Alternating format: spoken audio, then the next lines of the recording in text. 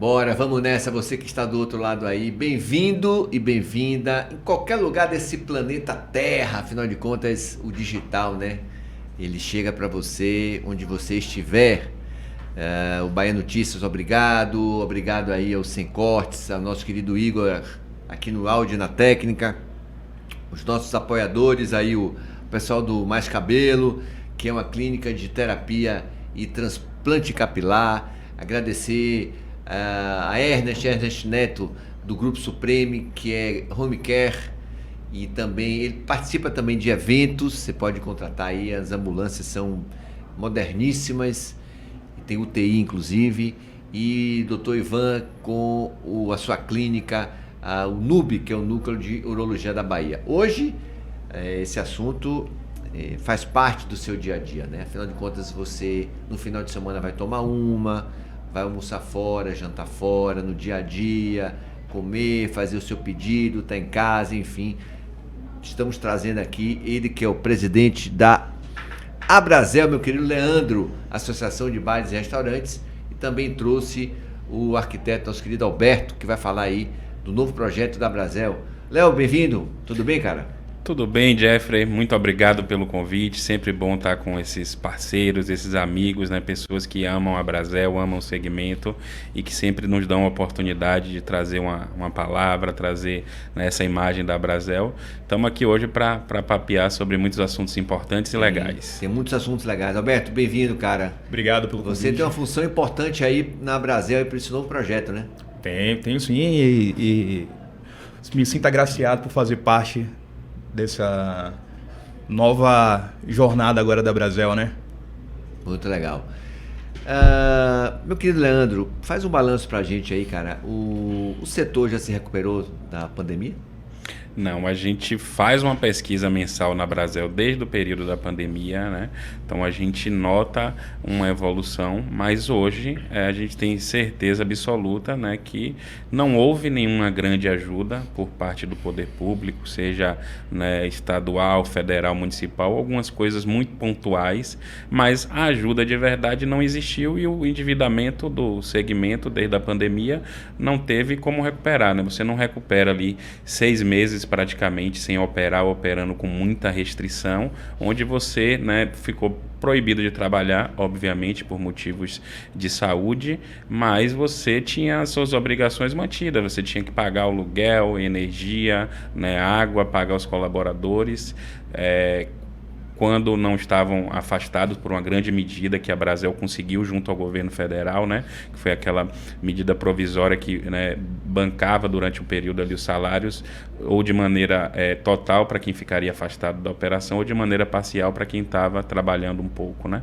Então, o segmento segue endividado, a gente tinha uma melhora no pós-pandemia, mas essa dívida aí que ficou para trás, aquela frase que a gente escutou muito durante a pandemia, vamos resolver a saúde, que o resto a gente resolve depois. O resto, no caso, somos nós. E isso não foi resolvido, não foi equacionado e vai ficar aí, historicamente aí, esse endividamento aí para o segmento. Não tem uma previsão de equilibrar isso não, Leandro? Não, a gente até tinha uma expectativa que o governo federal pudesse lançar uma isenção de impostos durante algum período, mas isso ficou restrito no PES. O PES ele atingiu grandes empresas, ele exclui o Simples Nacional, que é 95% do segmento, e é quem mais precisava de ajuda. Não que os grandes não precisem, porque também sofreram bastante, né? Mas o pequeno normalmente ele precisa mais. Então o governo fez uma ração ali onde ele acabou beneficiando, né, 5% do segmento e deixou os outros 95% fora disso, né? Então, agora as empresas estão aprendendo a conviver com esse endividamento, muitas fecharam, né? Outras estão reabrindo grandes negócios, mas a gente está olhando agora o cenário daqui para frente, porque realmente o que passou lá atrás não vai conseguir recuperar. O que passou, infelizmente. Nosso convidado de hoje, Leandro, presidente da Abrazel, e trouxe aí o arquiteto, o Walter, que vai trazer novidades aí do cenário também, né? Ô, Leandro, me diz uma coisa, cara. Quantos prestadores, colaboradores hoje tem contabilizado na Abrazel, desses bares e restaurantes de toda a Bahia? Nosso segmento no Brasil inteiro, a gente tem 1,38 milhões de estabelecimentos, né? A gente tem orgulho de estar presente em toda a cidade, né? Em cada distrito, povoado, como a gente chama aqui na nossa Bahia. Todo lugar desse nosso Brasil tem pelo menos um bar ou restaurante. Aqui na Bahia a gente tem em torno hoje de 75 mil estabelecimentos, né? E mais de 250 mil empregos diretos gerados, né? Então nós somos composto, como eu já falei anteriormente, 95%, né, de micro e pequenas empresas, mas quando a gente, né, consegue juntar isso tudo, a gente tem um volume grande, né? Nós hoje, no Brasil inteiro, somos responsáveis por 8% da mão de obra do país, né? Então são números relevantes, são números impactantes que mostram que o Brasil, né, deve cuidar um pouco mais desse segmento que realmente já vive com problemas, né, estruturais há muito tempo, né, que vive num modelo de transformação, que tem baixa barreira de entrada, então ele tem muita concorrência, tem os aventureiros que entram e aí jogam muitas vezes o preço para baixo sem saber e acaba fechando logo em seguida.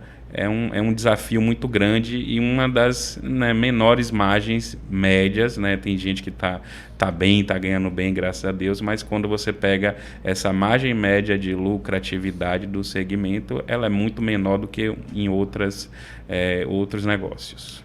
Na Bahia são quantos estabelecimentos? Na Bahia a gente tem mais de 70 mil estabelecimentos, né? Desses a gente tem 500 associados aqui na Brasel. Muito pouco ainda, né? Muito pouco ainda, né? A gente vem numa caminhada muito boa. A gente pega o pós-pandemia ali com 190 associados praticamente quando eu iniciei minha gestão. E a gente já passou dos 500 associados aqui na Bahia, que é realmente um trabalho, né, muito legal. A gente está ampliando a área comercial da Brasel para prospectar novos associados também, né, projetos aí para trazer mais associados. A ideia é que a gente chegue até o final dessa gestão, né, que é março do ano que vem, com 1.000 associados, né?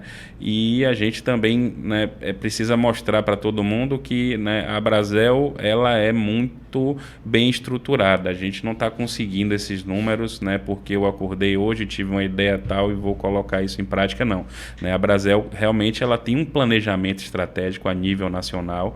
A gente se reúne a cada 5 anos para montar um novo ciclo de planejamento estratégico e a gente tem 4 reuniões anuais onde se reúnem todos os presidentes de cada estado para que a gente faça o acompanhamento dessas metas, que a gente busque ações para poder alcançar essas metas. E nesse último ciclo, que acaba agora em novembro, uma das metas é realmente a expansão desse número de associados. Então, no Brasil inteiro, hoje a gente já está passando aí de 22 mil associados. É um número já que começa a ficar expressivo, mais robusto. Para quem está do outro lado aí, o cara que tem o barzinho dele, o cara que tem o restaurante dele, seja qual for o tamanho, por que ele deve se associar à Brasel? Quais os benefícios? Pronto. A gente sempre teve uma característica de trazer, né, os maiores, né, restaurantes da cidade para dentro da Brasel. Eles procuraram primeiro isso, né? Foi um ciclo que se começou dessa forma, percebendo primeiro a importância. Hoje eu digo sem dúvida que, obviamente, nós somos importantes para todo segmento, mas a gente tem uma importância muito maior para o pequeno, né? O pequeno, às vezes, ele não consegue negociar com o banco ou com a maquininha de cartão de crédito taxas menores. Então, a gente junta em bloco e faz essa negociação, né? A gente tem parcerias hoje também para que ele reduza o custo dele da conta de energia, né? Então, sem necessidade de investimento, sem nada, a gente tem alguns parceiros e esses parceiros eles ofertam, né, para a gente com uma taxa melhor, que ele acaba também reduzindo o custo de energia, né? Aquelas taxas que são altas para o estabelecimento, que às vezes o cliente não sabe, né, que a gente recebe o ticket de alimentação, né, daquelas bandeiras que a gente conhece, né, para você ver, aquilo ali cobra 3 vezes mais do que se cobra no cartão de crédito, né? Então a Brasel é a única entidade do país inteiro que tem metade das taxas de mercado. Então você vê grandes redes como o McDonald's aderindo à Brasel muitas vezes para ter acesso a essa taxa, porque nem ela conseguiu negociar isso, né, diretamente. Então a gente faz muito trabalho de capacitação, né? Então trabalho de network. Esse ano mesmo a gente já sentou com o Sebrae e a gente vai divulgar logo em breve para poder ver alguns cafés da manhã que a gente vai promover com temas que são interessantes para o setor. A gente vai falar de inteligência artificial, a gente vai falar de conexão à Brasel, onde você vai ter um portal hoje que o pequeno consegue entrar lá e ele consegue, né, fazer uma autoavaliação, né, fazer uma consultoria do seu negócio para ele entender em que lugar ele está ali classificado com a concorrência dele, o que é que ele precisa melhorar. Aí eu preciso melhorar em marketing, então vai ser construído para ele um plano de negócios, ele vai receber através de inteligência artificial a cobrança de cada atividade pelo WhatsApp dele para poder ir evoluindo nesses pontos. Ele consegue mapear a vizinhança dele para entender como é que está a precificação naquela região, né, da cerveja, dos petiscos, para ele ver se ele está mais ou menos dentro da linha. Então esse Conexão a Brasel, ele também a gente vai apresentar, né, um novo formato. A gente vai falar de mão de obra que está cada vez mais difícil, a gente vai falar de planejamento tributário, porque a gente vê aí a reforma tributária já chegando pela frente, isso vai afetar os negócios. Então, tudo isso, né? A gente traz benefício através de serviço direto, de capacitação, de eventos também para poder promover a gastronomia local. A gente faz hoje o festival, né, que é o concurso da Muqueca, a gente tem um específico para restaurante de quilo, então o quilo é nosso, a gente elege o melhor da Bahia, a gente manda lá para São Paulo para fazer junto com aquele evento do Mesa Final, né, do Brasil. Então tem muita coisa bacana, então eu convido a todos para se inserirem nesse ecossistema da Brasel, que tem muito a ganhar, muito a economizar e muito a crescer como empreendedor. Tem muito para o que a gente vai perguntar também. Ô Alberto, me diz uma coisa, cara, eu fui esse final de semana comer uma feijoada e sair como se fosse a feijoada. Rapaz, o cheiro de fritura, de gordura na camisa, na cueca, na meia, no sapato, impressionante. Depois eu fui reclamar pro dono. Ele, mas a gente tá fazendo um prato aqui que na chapa. Eu disse, meu amigo, faça alguma coisa, porque seu restaurante está impossível de ficar aqui dentro. Então, assim, quais são os cuidados que as pessoas precisam ter, os empresários, na construção, na reforma dos seus restaurantes e bares, para que isso não aconteça, né, irmão? Muito boa pergunta. Essa sensação é horrível. Você chegar no restaurante, você sentir o cheiro que está vindo da cozinha, né? E isso acaba acontecendo porque as pessoas acabam não investindo num sistema adequado de exaustão, né? Porque você tem que ter uma pressão negativa tanto do salão para a cozinha, para que esse cheiro não retorne. Então, o que faz isso é a Coif. Então, tem que ter investimento nessa parte de projeto de exaustão e climatização do ambiente, né? Entendo que alguns estabelecimentos não comportem esse tipo de estrutura, né? Então, mas existem assessorias que você consegue minimizar esse cheiro, esse odor, enfim, você consegue resolver com a assessoria correta. Agora, uma coisa interessante, viu Leandro e Walter? Os caras Albertão, os caras estão cada vez mais aumentando o conforto nos banheiros. Rapaz, o ar-condicionado, às vezes dentro do banheiro, é mais intenso do que dentro do salão. Onde é que entra o arquiteto nisso aí? Na ideia de um projeto também de conforto, Alberto? Se você parar para pensar, a maioria das mulheres postam foto no banheiro dentro de um restaurante ou dentro de uma balada. Então, quem quiser fazer até uma propaganda, pode botar lá a marquinha no espelho, que a maioria elas postam porque tá ali o espelho, ela já ajeitou o cabelo, já deu aquele trato visual, então ela tem que tirar uma foto ali enquanto ela está produzida. Então, é uma maneira inteligente de você fazer a divulgação da sua casa e a pessoa conhecer a sua casa através de um ponto de referência. O lugar instagramável, que, na minha opinião, não existe um lugar instagramável num ambiente. Tem que ser todo o conjunto da arquitetura. Isso. Então, quando você faz um ambiente, um exemplo, o banheiro que você citou, e a pessoa já reconhece pelaquela foto e fala, poxa, é tal lugar. Então você já cria que o seu cliente já seja o seu divulgador através da arquitetura. Ô Leandro, me diz uma coisa, cara. A Brasel, ela sugere assim, ideias. Existe um controle numa obra, numa reforma desses bares e restaurantes? Eles consultam vocês? Ou a Brasel não intervém nisso? Não, sim, muitas vezes chegam consultas, né, sejam elas técnicas ou jurídicas, muitas vezes, e a gente faz o encaminhamento, né, para o nosso arquiteto parceiro, para a nossa assessoria jurídica parceira, e também nesse Conexão à Brasel, né, você tem todo o material disponível lá para você pesquisar, né? Eu estou abrindo um negócio agora, eu não conheço nada do segmento, né? Então, o que é que eu preciso entender para abrir a empresa, né? Quais são as normas técnicas que eu preciso atender, né, para poder fazer o meu projeto de arquitetura, né? Onde é que eu preciso tirar o alvará para poder fazer a licença, né, para conseguir fazer a reforma do imóvel.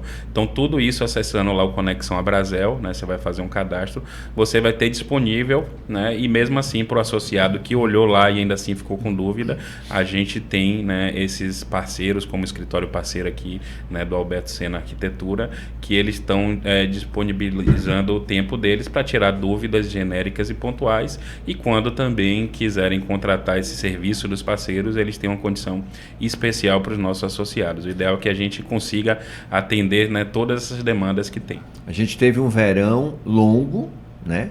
A gente teve um verão de cidade cheia, os hotéis e bares e tal, mas eu vi muita gente reclamando, donos de bares e restaurantes, que quando se tem um verão longo, muitos eventos, nem sempre o movimento, a receita, ela vem também em virtude da quantidade de eventos. O cara gasta muita grana. Queria que você fizesse um balanço desse verão aí.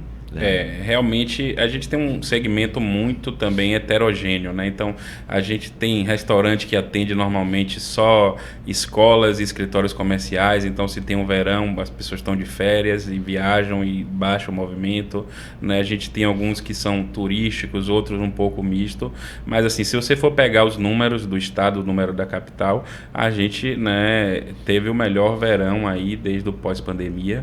Se não me engano, até o último do pré-pandemia, nós conseguimos superar os números.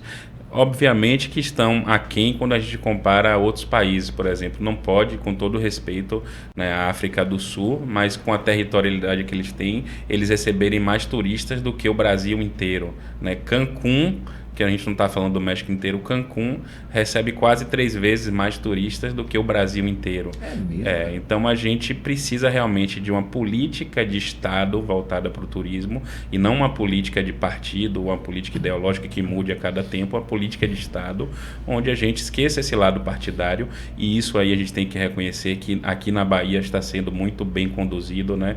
A relação da Secretaria de Turismo da capital com a Secretaria de Turismo do Estado, ela é muito boa, né? Ela acontece de uma forma para ampliar o trabalho de todos, para gerar esse resultado para o Estado, porque a gente tem o turismo, o segmento de alimentação fora do lar, ele tem um papel multiplicador muito importante que às vezes a sociedade não vê. Nós fizemos um estudo agora muito grande com a Fundação Getúlio Vargas para poder justamente entender o segmento e entregar um plano de restauração do segmento, né, para o governo federal, municipal e estadual. Então nesse estudo a gente conseguiu ver que para cada R$1.000 gasto dentro do segmento de alimentação fora do lar, a gente tem mais R$3.650 gasto em toda a economia. Ou seja, né, eu estou gerando esse fator multiplicador. Isso acontece com o emprego também. Cada 1.000 empregos que a gente gera mais, né, 2.250 empregos indiretos. Então, quando o Estado está investindo no turismo, está investindo no segmento de alimentação fora do lar, ele está investindo, na verdade, em toda a cadeia econômica, né, nessa geração de empregos, nos empregos, né, às vezes de entrada ou para a população de mais baixa renda, que a gente consegue absorver bem, e é importante, né, a gente dar essa dignidade para a pessoa ter o trabalho dela. Então tem todo esse papel importante do turismo. A gente está, né, num momento ímpar, no momento que o turismo do estado da Bahia está voando aí. Temos nomes muito importantes aí, o Maurício Bacelar conseguiu transformar essa Secretaria de Turismo do Estado, que para mim, na minha opinião, ficou muito parada, muito lenta antes da gestão dele, né? Entregava muito pouco, e ele realmente conseguiu revolucionar. E a Secretaria de Cultura e Turismo da nossa capital já vinha fazendo um trabalho muito bem, e agora ela coloca mais importância ainda, trazendo a vice-prefeita para ocupar o cargo de secretária. Então a gente tem uma tendência a continuar, mas o balanço do verão foi muito positivo de maneira geral. A gente conseguiu realmente chegar a números importantes, gerar muito emprego, não tanto pela dificuldade de obtenção de mão de obra, né? Poderia ser ainda maior geração de emprego. Deixa eu aproveitar e mandar um abraço ao meu querido GG Magalhães, diretor de turismo da nossa cidade. Grande GG, cara, é um trabalhador. Cara, Brasilino de coração, já rapaz, empreendeu no segmento, já trabalhou muito aqui pelo centro histórico, tanto que foi reconhecido depois, né, e colocado a situação de diretor de turismo da nossa cidade, né, segurou as pontas do turismo aí por muito tempo e agora está nessa dobradinha com a Ana Paula também. Grande parceiro aí, muito obrigado aí pelo trabalho aí pela nossa cidade aí, GG. Nosso querido Leandro, presidente da Brasel. Ô Alberto, você como arquiteto, você com tanta experiência, o que é que... Por onde começar, cara, na hora de uma reforma, na hora de um projeto arquitetônico para um bar e restaurante? Como é que ele... partir de onde? Começa de onde, cara? Qual é a primeira ideia? Eu costumo dizer que o coração do restaurante é a cozinha. Então, você dimensionando, primeiro você tem que dimensionar a cozinha e saber o que é que vai comportar o salão, para que daí se crie a arquitetura, se crie a ambiência do projeto, né? Mas precisa de projeto mesmo, Beto? Eu vou conversar um pouquinho com ele aqui, Jeffrey. Vou dar uma de entrevistador, porque eu conheço um amigo, não sou eu, né? Que quando as plantas não estão prontas, ele atropela o projeto, ele é ansioso, quer começar assim um projeto. Isso funciona para o restaurante? Não é ele não, viu? Não é ele não. Então, rapaz, esse cabra me dá dor de cabeça, viu? Que ele já chega, já atropela o processo, fala, Beto, eu quero o 3D para ontem. E já Sempre é para ontem. Sempre é para ontem. Né? Mas no final tudo dá certo. Mas o que, dessa pergunta que você me fez... Então, o coração é a cozinha. O coração é a cozinha, a quantidade de mesas no salão, que aí a gente consegue dimensionar toda essa proporção e criar o ambiente ideal para o restaurante. Hoje, nosso escritório, ele já conta com a parceria com a especialista na vigilância sanitária. Então, a chance do nosso projeto já sair redondo e aprovado já é muito maior do que antigamente, quando a gente não tinha essa assessoria. Então, isso eu estou buscando sempre profissionais parceiros para agregar ao nosso escritório e fazer com que os projetos saiam mais redondos do nosso escritório. Ô, Leandro, a Brasel é muito parceira de vocês porque muitos reclamam, né, de uma firmeza muito grande da vigilância sanitária, né? De muito controle, de muito dia a dia. Como é a relação de vocês com a Brasel, com a vigilância sanitária, com a Anvisa? Institucionalmente, né, a gente tem uma relação muito próxima aí da Anvisa, né, da vigilância municipal aqui também, porque é importante para o segmento realmente trazer essa segurança jurídica, ou essa segurança alimentar para o cliente que está dentro do bar e do restaurante, para que a gente possa, né, realmente cuidar dos nossos clientes. Agora, a gente sabe que a relação com o empresário cá na ponta, muitas vezes ela é de amor e ódio, né? Então, a gente entende, a gente sabe no dia a dia que às vezes há realmente um certo extrapolar das coisas por parte do fiscal, e isso depende de fiscal para fiscal, né? Mas institucionalmente, né, se você for pegar, a ideia tanto da Brasel e da vigilância sanitária é gerar segurança alimentar, né, para proteger o restaurante de qualquer tipo de situação indesejada e de risco civil também, e proteger o cliente que está do outro lado. Mas obviamente que essa relação no dia a dia ela é bem conturbada, ela passa, né, pelo humor do fiscal que vai estar lá na ponta, né? Às vezes você conversa até com a diretoria, mas é uma dificuldade às vezes de trazer essa mudança de cultura. Então a gente vai trabalhando com a expectativa que, né, nossos pares, né, reconheçam todos como parceiro. Tanto o restaurante precisa da vigilância sanitária, como a vigilância sanitária para realizar seu trabalho, né, uma das partes disso, ela precisa ter um restaurante funcionando também para poder manter a máquina pública funcionando. Então, né, institucionalmente essa relação é boa, e a ideia é que a gente traga isso para o dia a dia também, para que a gente vá acalmando os ânimos aí entre as partes. Nosso querido Leandro, presidente da Abrazel, né? Tem muito trabalho para fazer, muito trabalho para realizar, muitas ideias, e é uma associação enorme. Ô Leandro, me diz uma coisa, a nova orla de Salvador, Boca do Rio ali, Patamares, Pituaçu, enfim, como é que a Abrazel vai entrar nesse... Vocês vão ter acesso a essas barracas, a essa orla? Qual é a relação que vai ter?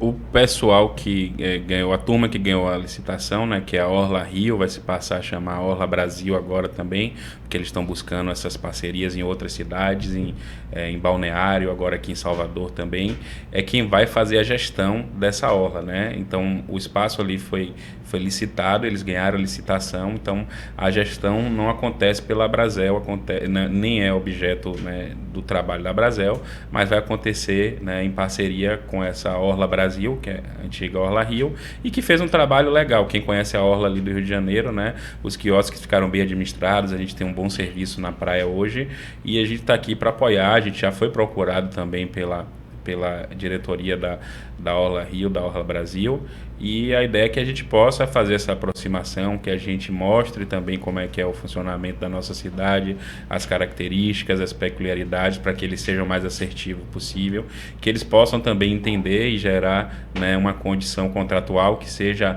possível para sustentar o negócio, para que não fique mudando toda hora de estabelecimento e entrando aventureiro. Isso não é bom para o restaurante que entra, isso não é bom para eles, isso não é bom para a cidade. Então, eu tenho certeza que a gente vai conseguir, né, construir um ambiente para trazer mais, né, um atrativo para a nossa cidade, que seria essa nova orla aí da Boca do Rio.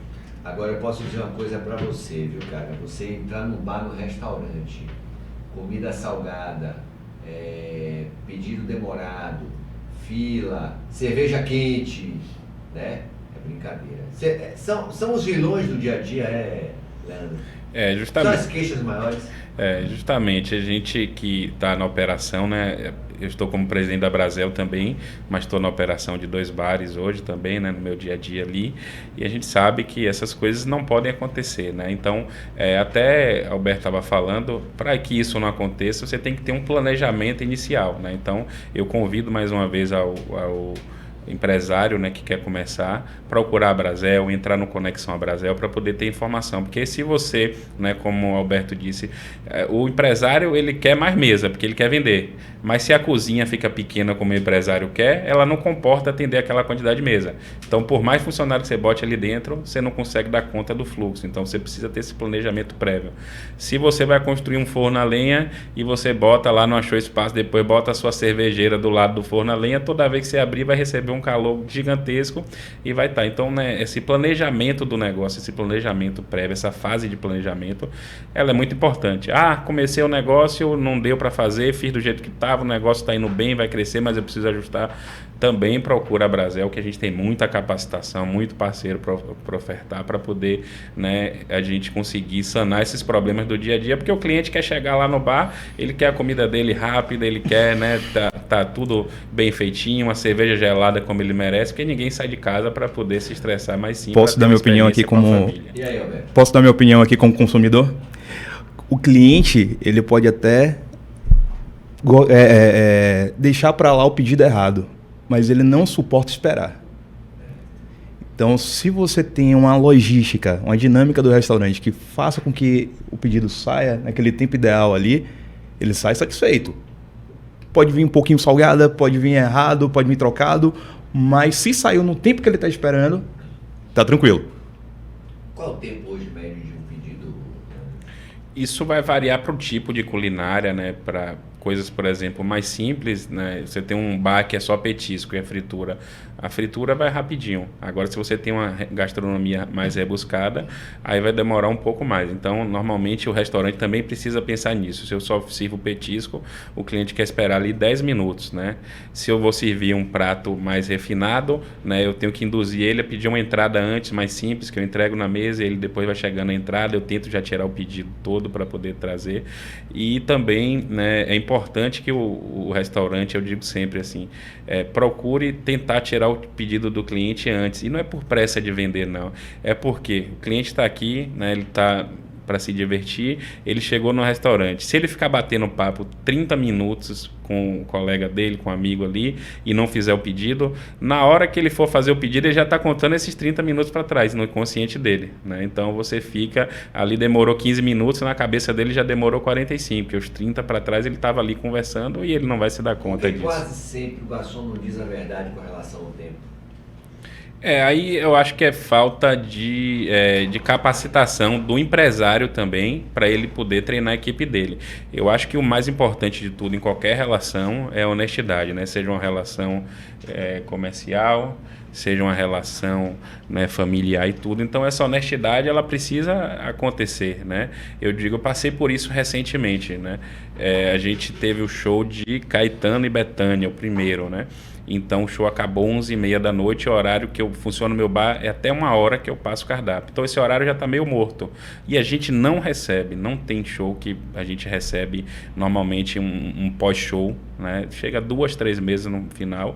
E eu fiquei lá aguardando um amigo, a gente não estava preparado e chegou lotação máxima do bar, né? Todo mundo com fome saindo do show, chegou todo mundo ao mesmo tempo e a gente passou um sufoco porque a equipe já tinha 70% indo embora, porque esse horário é quase de fechamento, né? E eu disse, vamos ser honestos com o cliente, né? Chegou num determinado momento, eu falei, vai demorar mais do que 45 minutos, fui para a cozinha ajudar a soltar pedido e tudo mais. A gente não queria atender mais cliente, mas os clientes, né, forçavam a barra, entravam no bar do mesmo jeito, aí eles já sabem que tem um cardápio digital, tirava o pedido dele direto, saía na cozinha, e aí foi um caos. Obviamente que a gente nos outros shows já se preparou um pouco mais, mas nesse dia é procurar ser honesto com o cliente. Chegou bastante gente, seu pedido vai demorar 45 minutos, vai demorar 1h, você tem interesse, né? Se puder, manda uma entradinha para ir apaziguando as coisas, mas você sabe que nem todo mundo vai sair satisfeito, então é se preparar para que isso não aconteça. Então a gente já aprendeu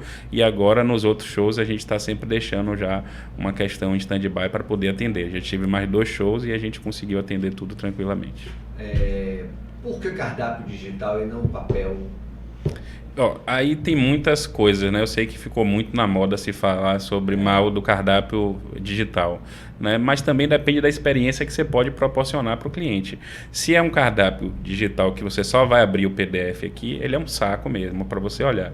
Se é um cardápio que você consegue dar para o cliente foto de cada prato que você não consegue colocar no cardápio físico e você, né? A gente quer ter essa percepção de como é o prato.